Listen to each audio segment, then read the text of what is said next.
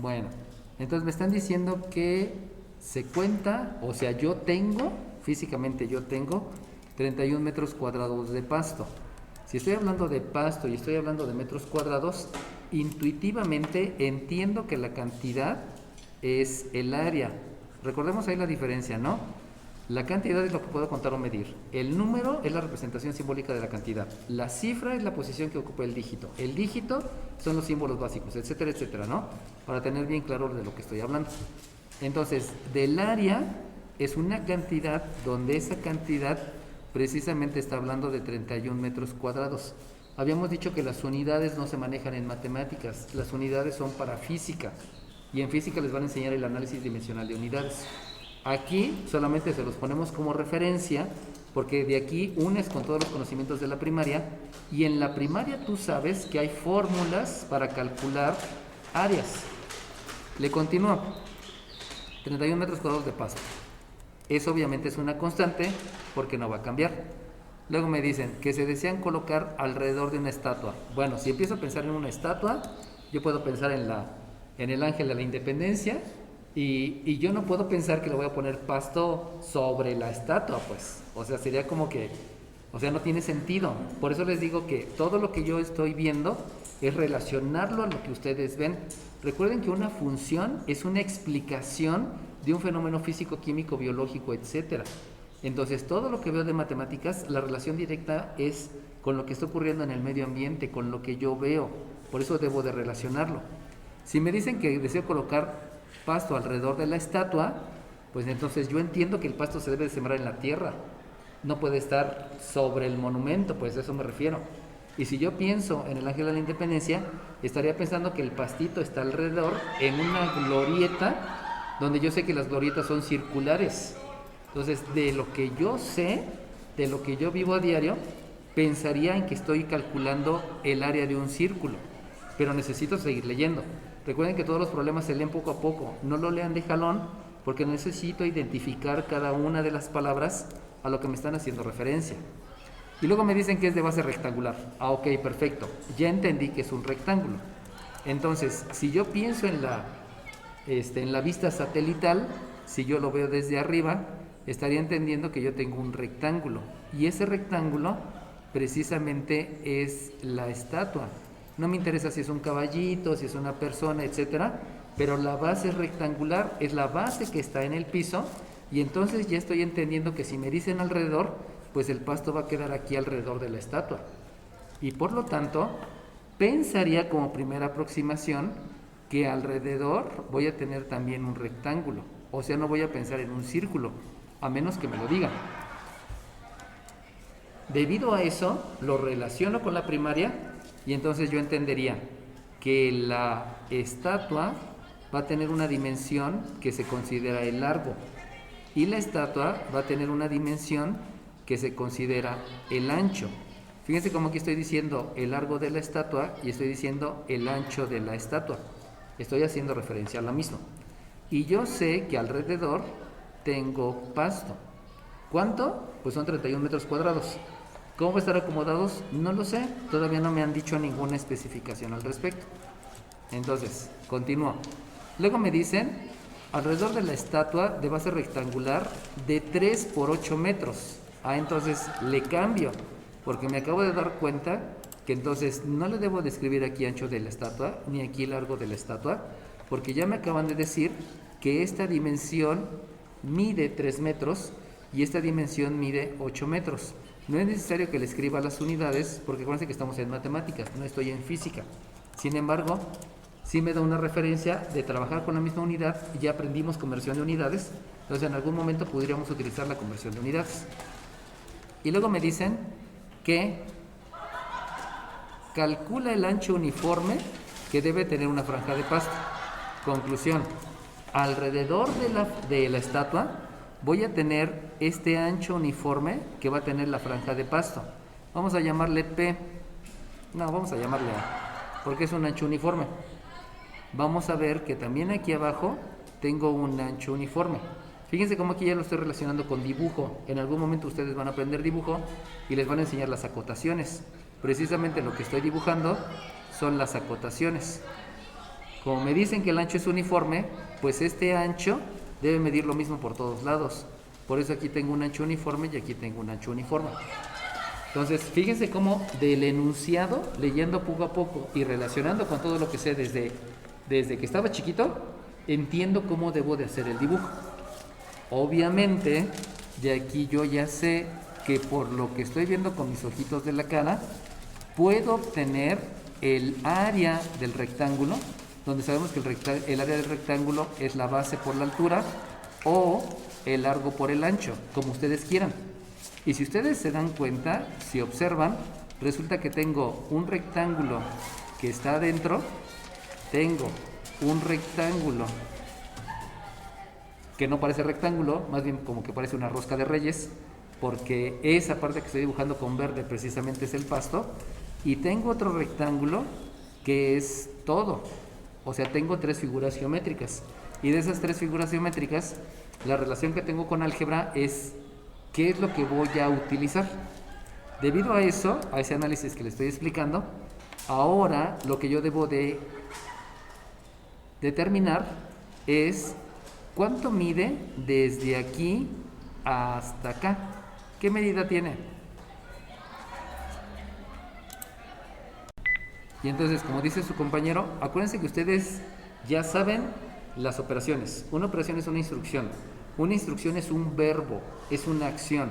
Por lo tanto, si ustedes se dan cuenta que a esta longitud de 3 metros hay que agregarle otra longitud que es el ancho, ese agregar se relaciona a una instrucción que es sumar. Por lo tanto, al 3 le están sumando una A y otra A.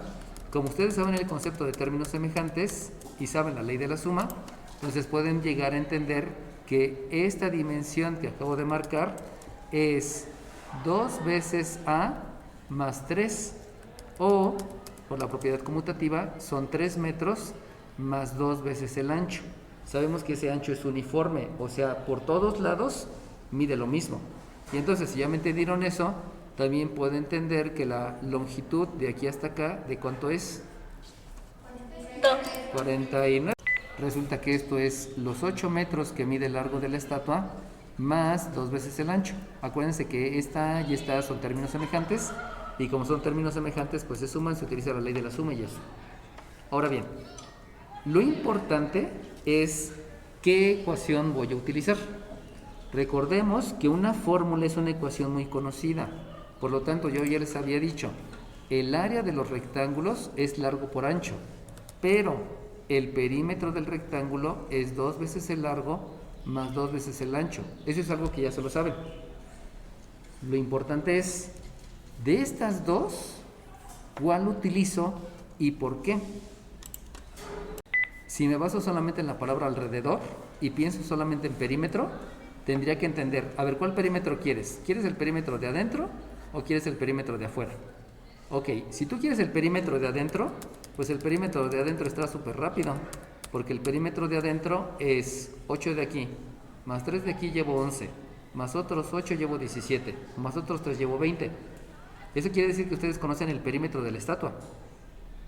Pero entonces ahora yo pregunto, si yo quiero calcular el ancho uniforme, no tiene caso que yo les diga que el perímetro de la estatua ya lo conozco, porque la estatua ni siquiera tiene relacionado el pasto. Pero si yo pienso en el perímetro de afuera, si ustedes se dan cuenta, aquí sí ya viene incluido el pasto. Pero entonces, el ancho que voy a utilizar va a ser este, porque es todo completo. El largo que voy a utilizar va a ser este, que es todo completo. Pero entonces yo les pregunto, ¿conocen el perímetro de todo eso? No, no lo conozco. Por lo tanto, basándome solamente en la palabra alrededor, yo no puedo estar seguro que es la fórmula que debo de utilizar. ¿Qué es lo que tomarían de referencia entonces? Dime. Todos los problemas tienen que relacionarlo con lo que ya vivieron. Lo que ya hemos vivido es que conozco la estatua, conozco un rectángulo, conozco el perímetro y conozco el área. Todo eso que he dibujado hasta ahorita es debido a la experiencia que yo tengo de primaria. Pero para que ustedes sepan exactamente la fórmula que van a utilizar, deben de observar las constantes. Y si ustedes se dan cuenta que hay una constante que es 31, esa constante es la que van a utilizar para decidir cuál es la fórmula. Si ustedes observan, 31 metros cuadrados hace referencia a un área, pero esa área no es la del rectángulo grande. ¿Por qué no? Porque el rectángulo grande tiene pasto y tiene estatua. Yo nada más quiero pasto. Tampoco es la del rectángulo pequeño, porque el rectángulo pequeño solamente es cemento, concreto o bronce, lo que sea. Entonces, ¿cuál es la figura que deben de considerar debido a que aquí les están diciendo 31 metros cuadrados? ¿Cuál es la figura? Debido a que el pasto está aquí y solamente ahí, aquí no hay pasto, porque dijimos que ahí hay concreto o bronce, lo que sea. Entonces voy a utilizar el área, pero no esta área, porque esa área es de un rectángulo y esa figura no es un rectángulo, es una especie de rosca, donde el área, como había dicho su compañero, va a ser la resta del área del rectángulo grande menos el área del rectángulo chiquito, porque insisto, esto no tiene pasto, solamente lo que tiene pasto es lo que está alrededor. Por lo tanto, la fórmula que voy a utilizar, ahora sí vamos a escribir, la fórmula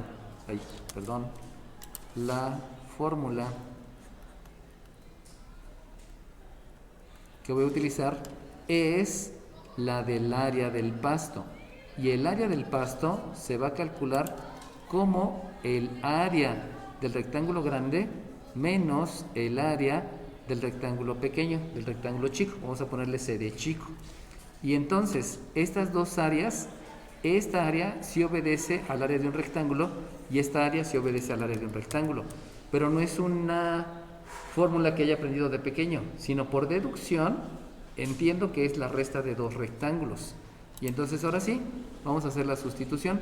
Acuérdense que sustituir quiere decir reemplazar, y por lo tanto, si voy a reemplazar, en lugar de escribir área del pasto, pues voy a escribir los 31 metros cuadrados.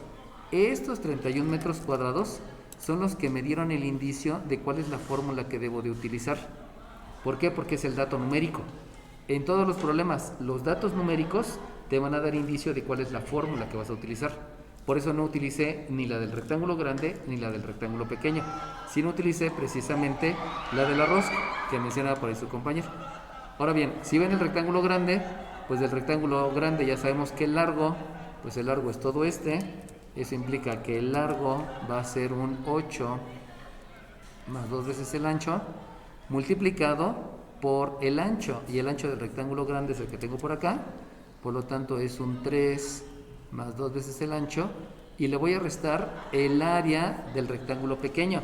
El rectángulo pequeño está más fácil porque el largo del rectángulo pequeño es 8 y el ancho del rectángulo pequeño es 3, por lo tanto 8 por 3 me da 24 y pues ya ni le pienso tanto. ¿Sale bien? Entonces nada más de verse con lo que yo obtengo ahí, me doy cuenta que este 8 tiene que multiplicar este 3, este 8 debe multiplicar al 2, este 2 debe multiplicar al 3, y etcétera, etcétera. Por lo tanto, lo que debo de hacer ahí precisamente es la propiedad distributiva. Entonces vamos a aplicar la propiedad distributiva.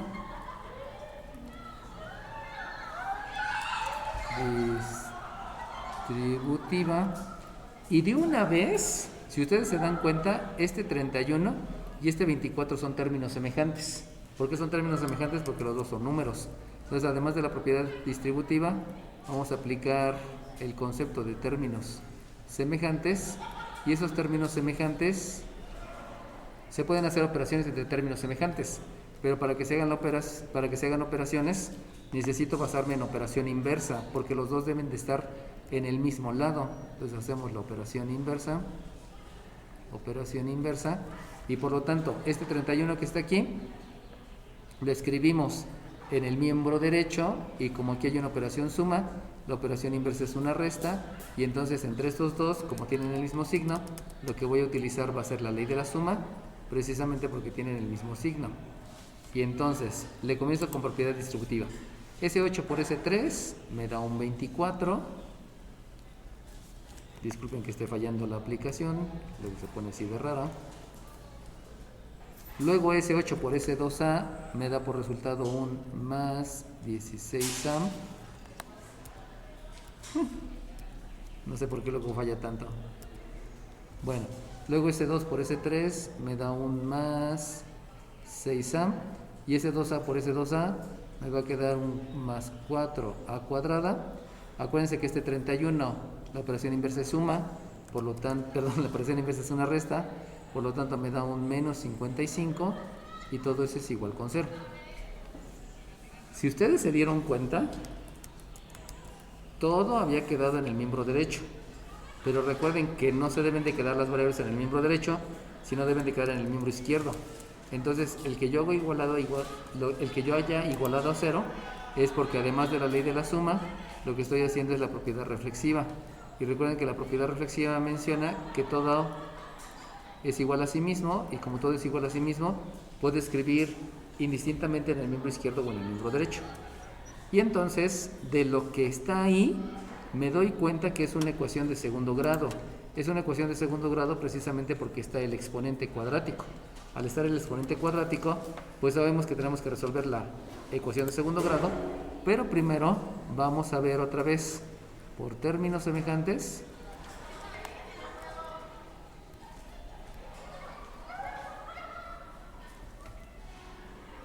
Por términos semejantes, localizo cuáles son los términos semejantes. Y entonces este 4a cuadrada no tiene término semejante. Me voy con el siguiente término que pudiera tener término semejante, que es este con este. Si se dan cuenta, los dos son positivos.